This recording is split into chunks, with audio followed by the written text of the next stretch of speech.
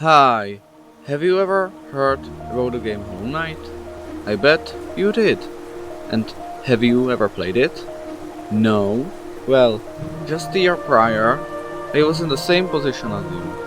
But after hearing from several different sources about how the game is good, and after having an opportunity to try it myself on my sister's laptop, I finally decided to buy it. And it was one of the best decisions I have ever made. The music, the atmosphere, the exploration, the lore, the bosses. Oh my god, the bosses are so good. After I bought the game, it quickly became one of my all-time favorites. And so, I decided to share my experience with all of you to hopefully convince you to try the game yourself. Let's start with the basics. Hollow Knight is a Metroidvania that focuses mainly on exploration and combat. But there is some parkour as well. For beginners, it can be sometimes pretty hard, but I don't think it's ever too difficult. It's also very non-linear, which means there is no intended path, and after obtaining a crucial item, you can go basically wherever you want. Also, the most important locations usually have 2, 3, or sometimes even 4 different routes leading to them, which greatly increases the chances that you will eventually stumble upon them. And now, let's look at the different aspects of this amazing game in depth, starting with combat. At the start of the game, you don't have many damaging options. More specifically, just one. You can also heal using soul that you collect when you hit enemies. Your movement options are likewise very limited, but gradually you will collect more and more abilities that will give you more and more options both in damage and in movement. Usually, the game gives you enough time to implement the new ability into your repertoire before giving you another. But even at the very end of the game, with every ability you can get, your options are still very limited, which some people might not prefer, but I really like it because it makes the game more about skill than anything else. Also, because your options are so simple, the game can afford to make that much more complex bosses, without making it a total mess. And it definitely paid off. I said it already, and I'll say it again. Hollow Knight bosses, at least some of them, are absolutely amazing. Their attacks are easy to understand, so even if you fail to dodge them, you won't get confused until you realize what you are supposed to do.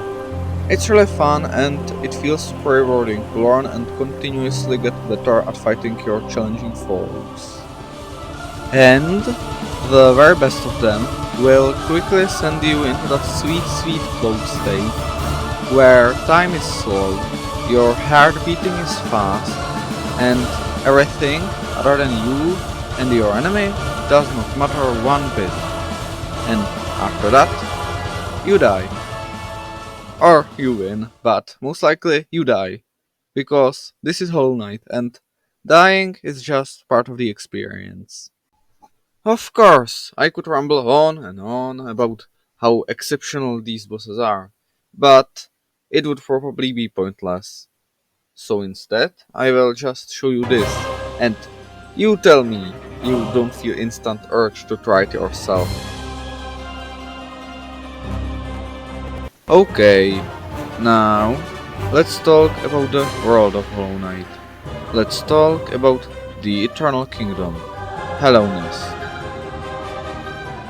The first thing I want to say is that I really like that it's the game about insects and other small creatures like slugs or spiders. It's not because I particularly love bugs or anything, but the insect faction is just so versatile and sometimes so bizarre that every location feels completely unique and enemies don't feel repetitive. You have mantises, bees, moths, flies, termites, dung beetles, and a lot more. The second thing I want to say is that the world of Hollow Knight is absolutely massive, and it's all packed with content. There are tons of small parkour challenges, hidden rooms, lore tablets, ancient relics, imprisoned grabs, or simply beautiful locations. I mean, look at this, this is beautiful. And I'm just talking about things that are common. But even just traversing the world can be pure joy, or pure pain, depends on where you are. And I really mean it. The gorgeous art style, combined with beautiful soundtrack from Christopher Larkin, or some very pleasant sounds, creates a heavy atmosphere that can be peaceful, disgusting, hollow, lively, mysterious, or absolutely terrifying. I'm talking about you, Deepness.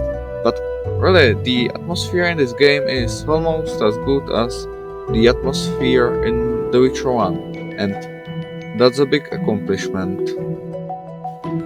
Now, let me ask you, what do you prefer when the game shows you the whole map right from the start and holds your hand while leading you to every objective? Or when the best you have is a very basic map that you must buy and you can't decipher where you nor your objectives are? Well, Hollow Knight has the best of both worlds. When you enter a new area, you have no map of it. But at some point, usually near the entrance, you'll find the guy named Cornifer, who will sell you a map for a relatively low price. You can find him by following these pieces of paper and the sound of his iconic humming. However, the map he sells you isn't complete. Quite the contrary. The map only illustrates the basic shape of the area and nothing more. If you want to update it, you will have to buy a quill and then go exploring yourself. And after sitting on a bench, the map will update itself, and you will now be able to see all places where you have been. But if you want to see yourself on the map, you will have to buy a charm named Wayward Compass, which is not ideal since you could use charms much more useful in combat instead. I really like this system because it forces you to use your stunned sense of direction without leaving you completely on your own. And now, it's time to talk about the lore of Hollow Knight. Hollow Knight is one of those games which doesn't explicitly tell you what it is all about. It always gives you just small pieces of the story and leaves it up to you to piece it all together. That doesn't mean the story is somehow lacking, not in the slightest. Actually, it's very dark and fascinating. I like both the stories of individual characters as well as whole races, and I love how it's all interconnected. The Eternal Kingdom, Hollow Nest, truly feels like it's living its own life, and even though you have very important goal to fulfill, most of the inhabitants treat you only like a random traveler, not too different from themselves. I also like how the world reacts to your own actions. There are quite a few NPCs that can live or die depending on your decisions. The world can drastically change after certain events, and the game has in total 5 endings, even though, to be fair, some of them are very similar to each other. Okay, before I end the video, I will give you a few tips for a smoother experience. The first tip is to adjust your controls. When you're playing on PC, these are the original controls, and I don't know about you, but I wouldn't want to play like this. I mean, who does still use arrows in these days? Says fan of Undertale. So, here's my keyboard. It has been working really well for me, so if you want, you can copy it, but it would be best if you just adjusted it in a way that fits you the most. The second tip is to not forget to use up slash and down slash. You can use these by holding up or down and then pressing the attack button. It might be a bit hard to coordinate at first, but don't underestimate how useful it can be, especially down slash, which allows you to pogo from enemies and the environment. The third tip is to not look up any guides unless you really need to. I have to say that from my personal experience, when I started to play, I looked up a few guides and then I stopped doing that and the game became that much more fun since. And so I recommend you to avoid any spoilers as well. Well, that's the end of my short review of Hollow Knight. If you like the video, then like the video. I will also be grateful for every subscribe and comment as well. And most importantly, don't forget to try Hollow Knight. And with that, I'm all done. Goodbye.